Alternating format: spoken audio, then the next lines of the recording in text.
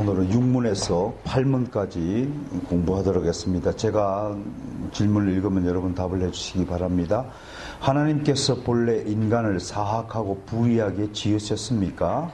하나님께서는 인간을 자기의 형상대로 지음하게 의롭고 거룩하게 창조하셨습니다. 그리하여 창조주 하나님을 가까이 알고 온 마음을 다하여 사랑하며 그의 영광과 존귀를 위하여 그와 함께 영원히 행복하게 살도록 하셨습니다. 제 7문, 그러면 인간의 타락한 본성은 어디서 왔습니까? 우리에게서 조사 아담과 하와가 에덴 동산에서 불순종하여 타락함으로 비롯되었습니다. 그 타락으로 말미암아 우리의 본성이 부패되어 잉태되는 그 순간부터 우리는 죄인으로 태어나는 것입니다. 제 8문, 그렇다면 우리는 너무 부패하여 선이란 전혀 행할 수도 없고 모든 악을 향해 기울 뿐입니까? 그렇습니다. 우리가 하나님의 영으로 거듭나지 않는 한 그렇습니다. 아멘. 오늘 이 세 가지 질문과 답을 가지고 배워보도록 하겠습니다. 하나님께서 그러면 이렇게 인간이 악하니까 원래 악한 존재를 지으셨습니까?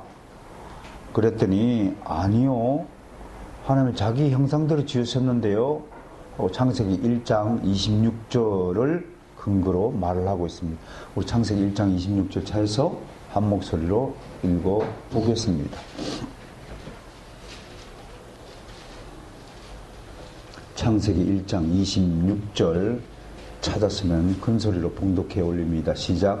하나님이 이르시되 우리의 형상을 따라 우리의 모양대로 우리가 사람을 만들고 그들로 바다의 물고기와 하늘의 새와 가축과 온 땅과 땅에 기는 모든 것을 다스리게 하자 하시고, 어떻게 지으셨냐면 하나님끼리 삼일째 하나님이 이제 이렇게 서로 얘기하는 거예요.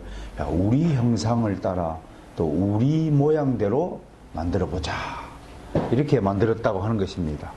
여기서 이제 골치 아픈 문제가 발생하죠. 또 형상은 뭐고 모양은 뭐냐. 이거 가지고 이제 신학적인 큰 논쟁이 아주 굉장히 심했습니다. 형상을 우리가 이제 그 히브리어로 첼렘 그렇게 이야기하거든요. 그 다음에 모양은 데무트 이렇게 얘기합니다. 그 형상대로 그런 베찰메누, 모양대로 카트무테누, 그렇게 히브리어로 그렇게 이야기를 하는데, 형상대로 지었다는 것은 무슨 뜻이고 모양대로 지었다는 건 무슨 뜻일까 하고 생각을 해보는 거지만, 사실은 원래 원본에는 형상과 모양이 구분되지 않고 그냥 같은 단어의 반복으로 되었는데, 이게 이제 70인역 헬라어 성경이나 또 라틴어 성경을 우리가 볼게이트 여기를 하죠. 여기에서 영어로 말하면 중간에 형상과 and를 집어넣은 거야. 형상과. 그러니까 이게 이제 이 별개가 된 것처럼 되어가지고, 초기 이제 이레니우스나 오리겐 같은 거는 이제 형상은 신체적 특징을 나타내고 모양은 영적 본성을 가리킨다. 이렇게 이야기됐고, 또 오리겐 같은 경우는 이제 형상은 그냥 사람의 특징을 나타내는 것이고, 그 모습적인 특징이, 모양은 이제 본질적 특성을 가리킨다. 이런 것들이 이제 쭉 아타나시우스나 어거스틴 이렇게까지 쭉 이렇게 이어서 왔어요. 그러다가 이제 스콜라 신학, 중세 신학, 중세의 스콜라 신학을 철학적인 방식으로 신학하는 사람들이라고 그러죠. 스콜라쉽이라고 그러죠. 이분들은 이제 이성의 눈을 뜬 사람들이란 말이에요. 초기 이성이긴 하지만, 18세기 칸트가 눈을 뜬 그런 아주 수준 높은 이성은 아니지만, 인간의 죽인 이성적 능력에 눈을 뜨신 그런 분들인데, 이제 형상은 인간에게 준 이성적 능력, 자유의지 이런 것들을 이제 의미하지만, 모양은 이제 원래 원초적인 의로움, 거룩함, 깨끗함, 이런 것들을 상징한다. 이렇게 학문적으로 분리하고자 하였습니다. 그러나 우리 이제 종교개혁 가들은 이제 로마 가톨릭이 이제 이렇게 이해한 거예요. 모양은 상실했지만 형상은 잃어버리지 않았다. 이제 그렇게 이야기하면서 인간은 죄의 상태에 있는 것이 아니라 범죄할 성향을 가지게 되었다라고 가톨릭 신학을 이야기했단 말이에요. 그러니까 형상과 모양을 분리하는 이런 것에 대해서 종교개혁가들은 아니다. 그냥 히브리 문학의 표현대로 같은 뜻에 대한 반복 진술로 보는 것입니다. 그러니까 그냥 형상과 모양대로 지어졌다고 하는 것은 오늘날 우리 개혁주의 신학에서는 하나님의 속성을 이제 물려받았다. 근데 다 물려받은 것이 아니고, 그죠? 고유한 속성은 물려받지 않은 속성이 있고, 물려받은 속성이 있다. 그 물려받은 속성을 하나님과 공유한다 해서 공유적 속성, 물려받지 않은 속성을 비공유적 속성이다라고 이야기하고들 있죠. 칼빈 목사님은 형상을 마음 곧 영혼의 능력 이런 것으로 이제 봐서 영혼적인 문제. 그러니까 원래 가지고 있는 자연적 재능들, 그 인간만이 가지고 있는 재능들이 있잖아요. 그죠? 이제 뭐 직립한다는 것, 또 뭐 있나요? 생각한다는 것, 또 말한다는 것, 또 원숭이나 돼지도 꿈을 꾸는지는 모르겠는데 인간만이 꿈을 꾼다고 얘기하죠, 그죠? 돼지한테 물어봐야 되겠어. 니 꿈꾸나? 그지?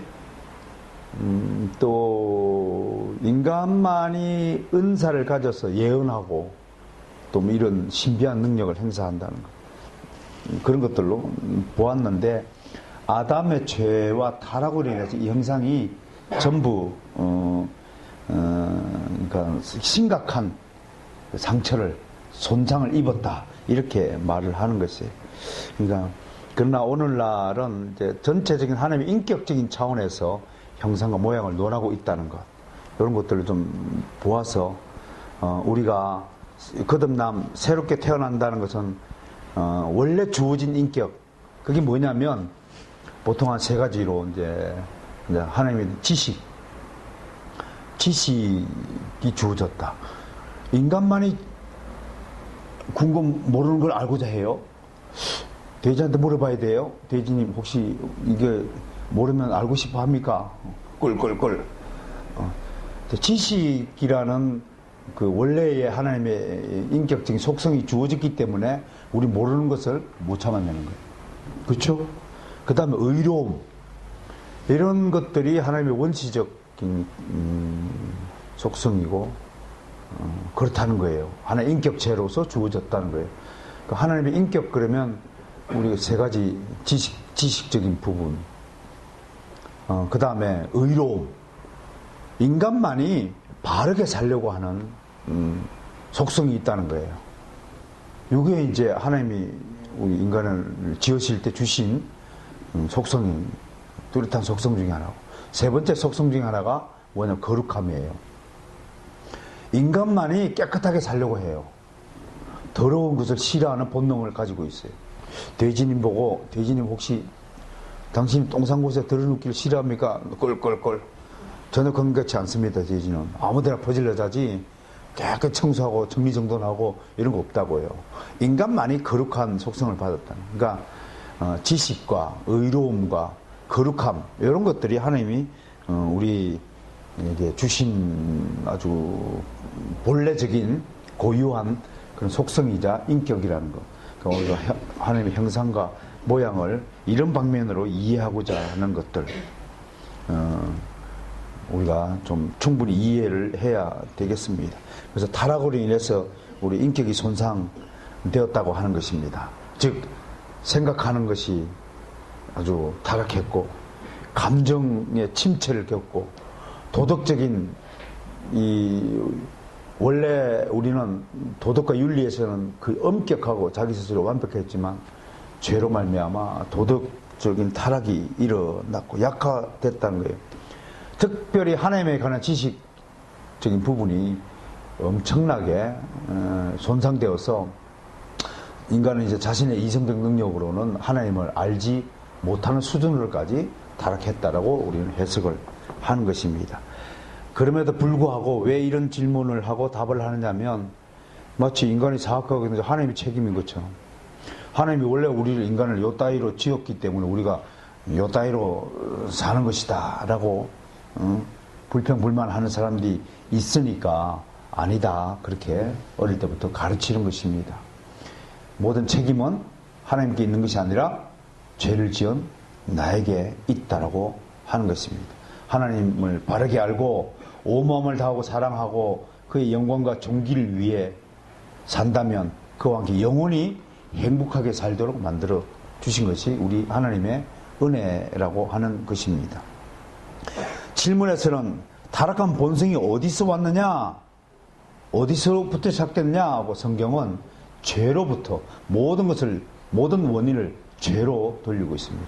이 죄라는 것이 그만큼 무섭고 파괴적이라는 것을 성경은 계속 강조합니다. 이 죄는 어디서부터 비롯됐느냐? 바로 인류의 대표이자 첫 사람인 아담의 불순종으로 말미암아 죄가 들어왔다. 그러니까 이거를 우리가 첫 사람의 죄라고 말하는 것입니다. 첫 사람의 죄, 헤이스라고 하는데요. 이 죄가 인류를 대표하는 죄이고 대표성의 원리에 따라서 아담이 범죄한 것을 하나님은 모든 사람의 범죄로 간주했다라고 성경은 기록되는 것입니다. 또한 본성적으로 이 죄의 값이 모든 인류에게 전가되었다라고 말하는 것이 신학적인 표현입니다. 로마서 5장 12절 19절을 한번 가보겠습니다. 다음 주에 공부해야 될 내용인데요.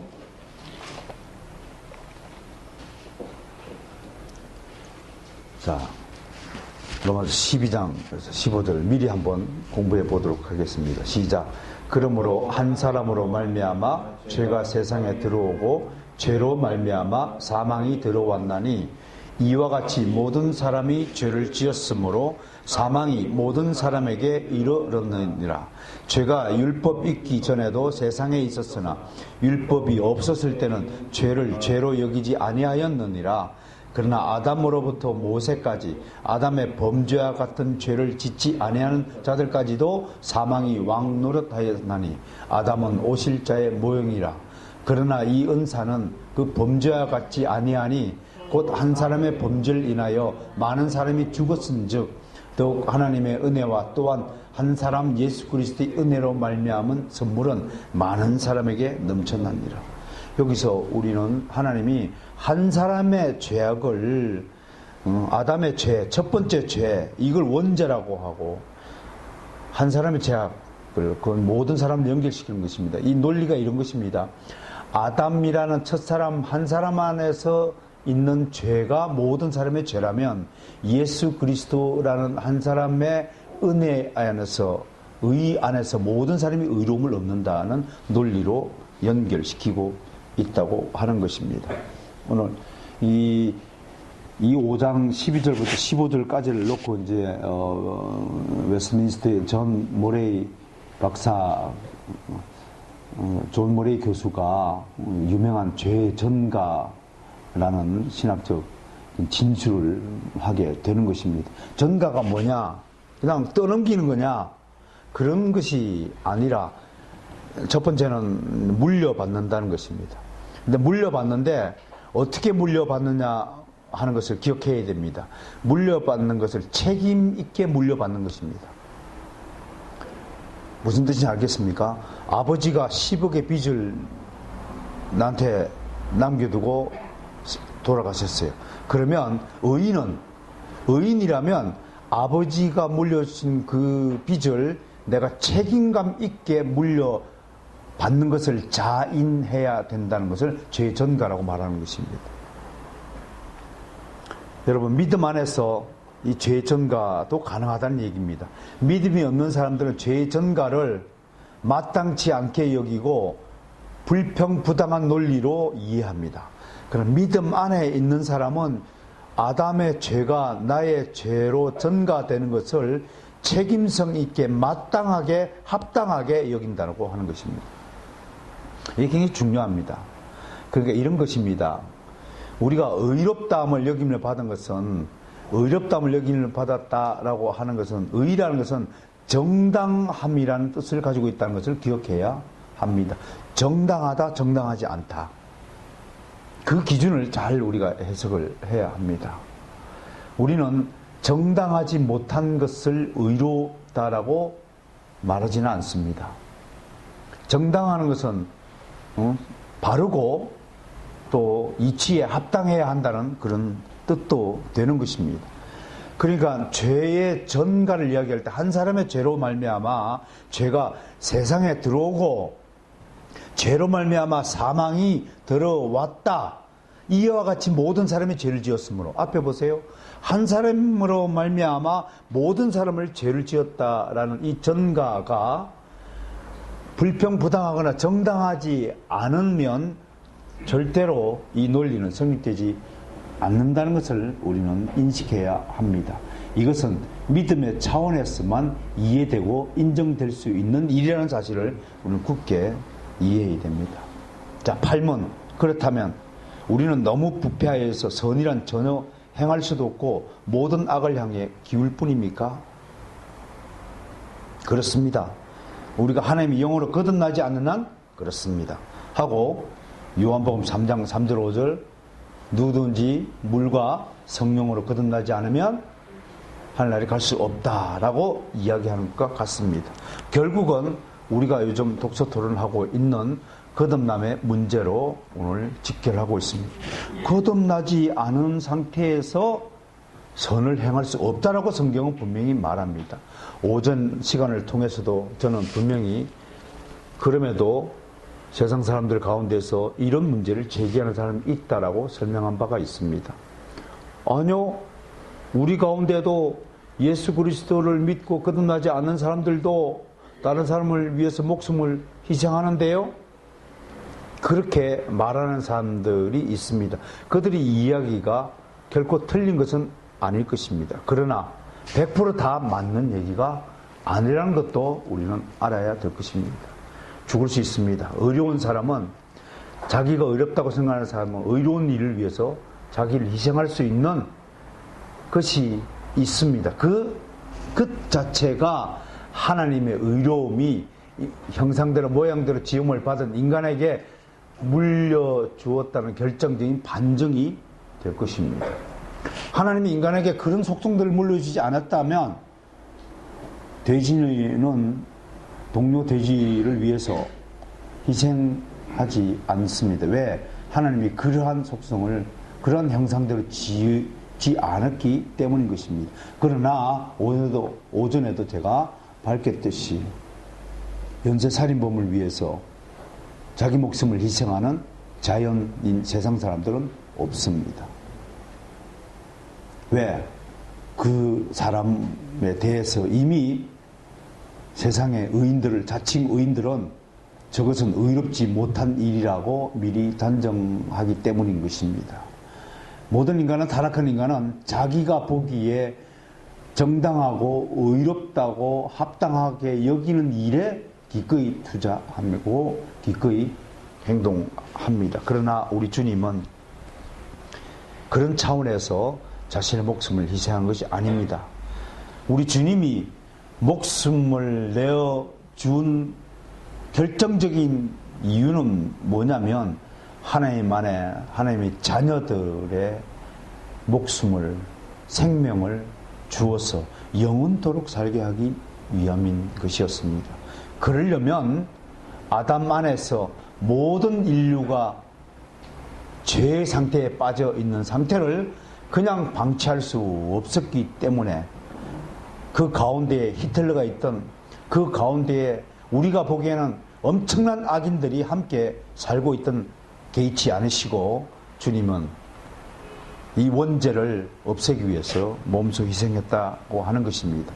이것이 어떻게 그러한 희생과 같은 반열에서 차원에서 논의될 수 있겠습니까? 우리는 너무 부패해서 선을 난 전혀 행할 수 없다라는 고백은 그런 사람들의 자연인들, 세상 사람들의 그 희생적인 사건에 대해서 그걸 희생이라고 말을 해서는 안 된다고 하는 것을 가르치고 있는 것입니다. 그들은 겉으로 보기에는 희생일 수 있고 선행일 수 있지만 결코 하나님의 의라는 기준에서 보면 그들의 이런 결국은 자기 의를 위한 희생이요 노력 그 결과일 뿐이라는 것을 우리 명백히 하고자 하는 것입니다. 그래서 인간은 이런 것입니다. 제가 한 예를 들면 이게 기울어진 상태에서 서 있으려고 바르게 서 있으려고 한번 노력하려고 애를 쓰는 사람을 한번 상상해 봅시다. 이렇게 기울어진 상태에서 인간은 정말 바로 서 있을 수가 없을 것입니다. 다시 말해서 제가 무엇을 이야기하고자 하느냐면 기울어진 곳에서 잠시는 서 있을 수 있습니다. 바르게. 그것을 선행이라 하고 그것을 희생이라고 말할 수 있습니다. 그러나 기울어진 곳에서 영원토록 그가 바르게 바로 똑바로 서 있을 수 있는 재능은 인간에게 주어지지 않았습니다. 인간은 절대로 영원토록 설 수 없습니다. 주님께서 하신 일은 무엇이냐면 그 기울어진 상태에서 쓰러진 사람을 이렇게 세우고 부축해주는 그런 선행이나 그런 업적이 아니라 기울어진 상태를 바르게 해주셨다는 또 다른 차원의 희생이었다는 사실을 우리는 기억해야 됩니다. 사랑하는 성도 여러분, 오늘 하이델베르그 요리문답 이 6문과 7문과 8문이 가르치는 것을 우리는 다시 한번 은혜 가운데 받으셔야 됩니다. 우리는 정말 하나님 보시기에 하나님 형상대로 지음을 받은 선한 존재요, 거룩한 존재요, 깨끗한 존재요, 의로운 존재요, 바른 존재요, 하나님에 대한 지식뿐만 아니라 인간과 세상에 대한 지식이 충만한 상태로 지음을 받았습니다. 그럼에도 한 사람, 첫 번째 사람의 죄로 인하여 우리는 그 죄의 물림을 받아서 완전히 타락한 존재가 되어버렸습니다. 우리에겐 더 이상 깨끗함이 남아있지 않았습니다. 거룩함이 사라졌습니다. 의로움이 사라지고 내 식대로의 자기 의만 남아있게 되었습니다. 하나님에 대한 지식도 모두가 다 새로운 지식에서 멀어지고 정확한 지식은 한 개도 남아있지 않는 그런 상태가 되었습니다. 우리의 본성들은 다 타락해지고 말았습니다.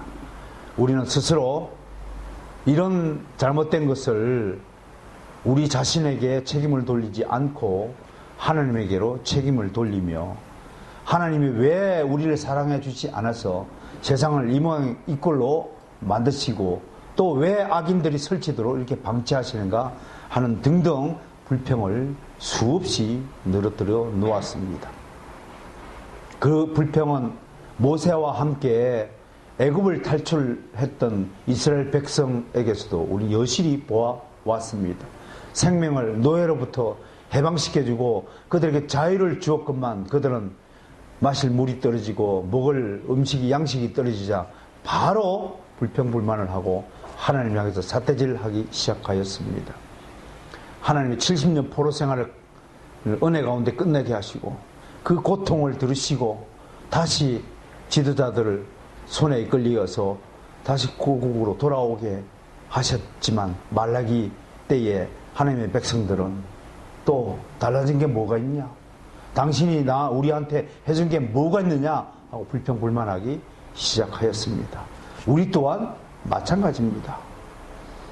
정말 예수 그리스도의 대속 사건을 통해서 우리는 그 은혜로 말미암아 새롭게 되어지고 하나님의 백성으로 인침을 받고 의롭다함을 칭함을 받고 믿음을 선물로 받고 하나님의 은혜의 세상 속으로 들어가서 하나님과 평화를 누리며 행복에 도취되어 있는 저희들이 되었습니다.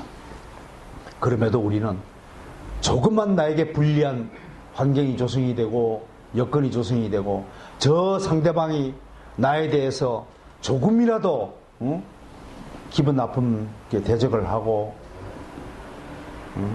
나를 헤아려 들면 원수도 그런 원수가 없듯이 대하고 맙니다. 세상에 이렇게 못된 족속이 어디 있습니까? 그게 다른 사람이 아니라 바로 나 자신이라는 사실을 우리는 이 교훈들을 통해서 분명히 깨달아야 할 것입니다. 오늘 마지막으로 한국 교회의 형편에 대해서 다시 한번 우리는 이야기해야 됩니다. 내가 바로 한국 교회의 실태라는 사실을 인정해야 됩니다. 내 수준이 현재 한국 교회 수준입니다. 우리가 예수를 믿은 지가 많게는 30년이 됐고 40년이 됐고 어릴 때부터 하나님 은혜로 부름을 받아서 지금 이 자리에 나와서 그리스도인이라고 불리워지며 하나님께 예배를 드립니다.